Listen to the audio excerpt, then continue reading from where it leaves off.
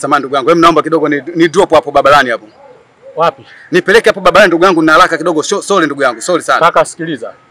Si unakuwa na bodaboda yako. Ukija Mgundini hapa una mtu umemsubiri zaidi ya bodaboda yako, na sisi ukituona na tuacha nini fresh. Hayo sio maisha kaka. Ndugu yangu nisaidie, mna haraka nishenzi. Hakuna kukusaidia, hayo sio maisha. Pesa isikufanye wewe kukupa kiburi kaka. Umeelewa? Pesa isikufanye kukupa kiburi. Pesa ni jambo la kawaida tu. Unapokuta bodaboda na una safari zako, unachukua bodaboda yote tunaondoka. Lakini kila ukija wewe na bodaboda yangu, na bodaboda yangu.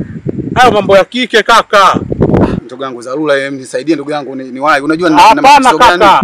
Kama msiba, kama sijui unachelewa wapi, hao ya kwako, msubiri bodaboda yako kaka.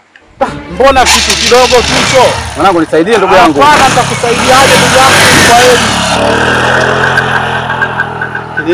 Ili fundisho kweli. Hii tabia kung'ang'ania bodaboda yangu, bodaboda yangu, tumatoka ndo atatokea puani.